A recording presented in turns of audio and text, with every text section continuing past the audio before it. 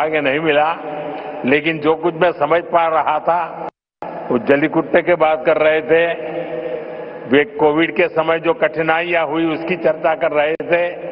लेकिन मैंने रवि जी को कहा है कि मुझे पांडियन जी के भाषण को हिंदी या अंग्रेजी में तैयार करके भेजे, मैं इसे पढ़ना चाहूंगा। लेकिन मैं उनकी भावना को पूरी तरह आत्मसात कर रहा था, मैं अनुभव कर रहा था और मेरे लिए बहुत अच्छा पल था ये। நான் ஒரு விஷயத்தை உங்கள் முன்பாக பகிர விரும்புகின்றேன். பாண்டியன் அவர்கள் மிக அருமையாக உரையாற்றினார்கள். 10வது கைத்தட்டல். மேலும்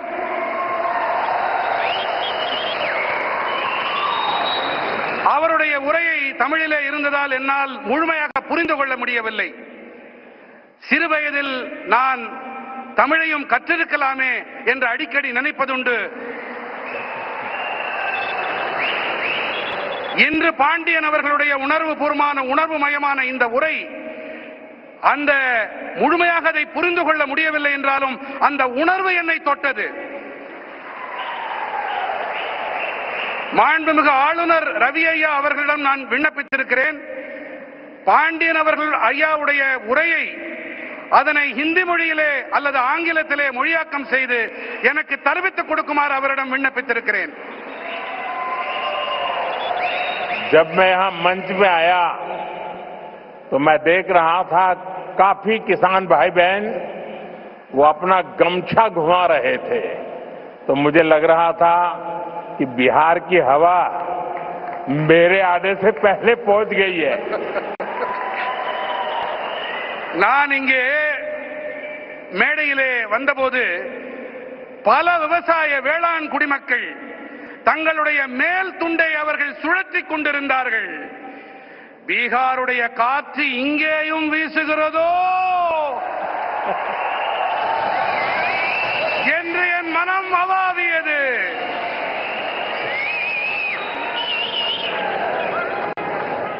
मेरे किसान भाई बहनों, कोयम्बटूर की इस पावन धरती पर सबसे पहले मैं मरुदमलई के भगवान मुरुगन को प्रणाम करता हूं. कोयम्बटूर कल्चर, कंपैशन और क्रिएटिविटी की भूमि है. ये शहर अपनी दक्षिण भारत की उद्यम शक्ति का पावर सेंटर है. கோயமுத்தூரின் இந்த புனிதமான மண்ணிலே மருதமலையில் குடிகொண்டிருக்கும் ஐயன் முருகனை நான் முதன்மையாக தலை வணங்குகின்றேன். கோயம்புத்தூர் என்பது கலாச்சாரம், கனிவு, கவின் படைப்பு திறன் ஆகியவற்றை தனக்கு சொந்தமாக்கிக் கொண்ட பூமி. இந்த நகரமானது தென் பாரதத்தின் தொழில் முனைவு ஆற்றலின் சக்தி பீடம். यहां का टेक्सटाइल सेक्टर देश की इकोनॉमी का बहुत बड़ा कंट्रीब्यूटर है और अब तो कोयम्बटूर एक और मायने में विशेष बन गया है.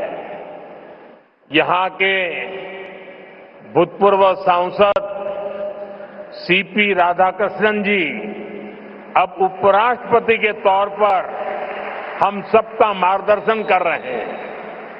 இங்கே இருக்கும் ஜவுளித்துறை தேசத்தின் பொருளாதாரத்திற்கு பெரும் பங்களிப்பு அளிக்கக்கூடியது.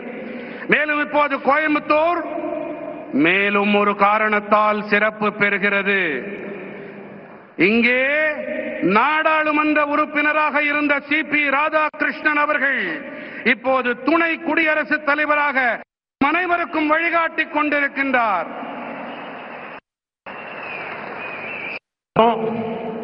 नेचुरल फार्मिंग एक ऐसा विषय है जो मेरे दिल के बहुत करीब है. मैं तमिलनाडु के सभी किसान साथियों को south India natural farming summit के इस अभूतपूर्व आयोजन के लिए शुभकामनाएं देता हूं. और अभी मैं प्रदर्शनी देखने गया था। मुझे बहुत किसानों से बातचीत करने का सौभाग्य मिला और कोई मेडिकल इंजीनियरिंग करके पीएचडी करके खेती कर रहा है, कोई नासा में चंद्रयान का काम करते करते छोड़ करके खेती कर रहा है और खुद खेती करता है। इतना ही नहीं, अनेक किसानों को वो तैयार कर रहे हैं, नौजवानों को ट्रेन कर रहे हैं। मुझे आज सार्वजनिक रूप से स्वीकार करना होगा, अगर मैं आज इस कार्यक्रम में न आया होता तो मैंने मेरी जिंदगी में बहुत कुछ गंवाया होता और आज मैंने यहां आकर के बहुत कुछ सीखा है।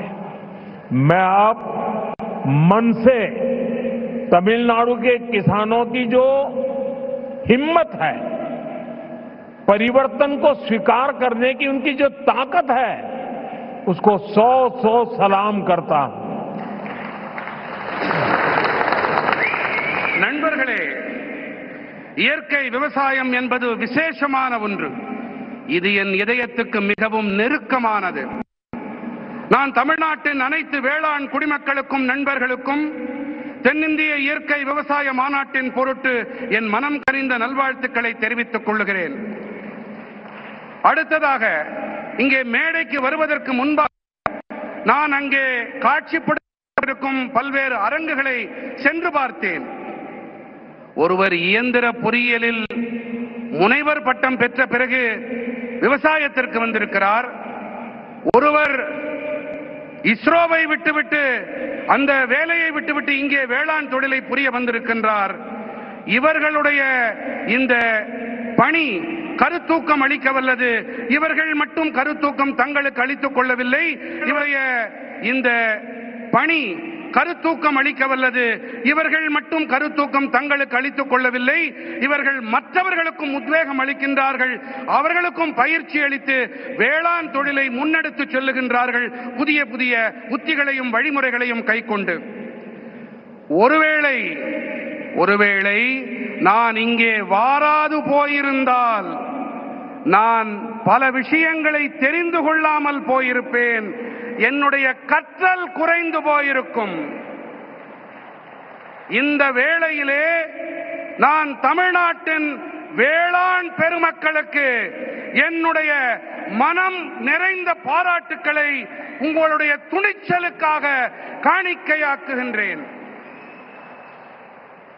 यहां किसान भाई बहन, एग्रीकल्चर साइंटिस्ट, इंडस्ट्री से जुड़े साथी, स्टार्टअप और इनोवेटर्स सब एक साथ जुटे हैं।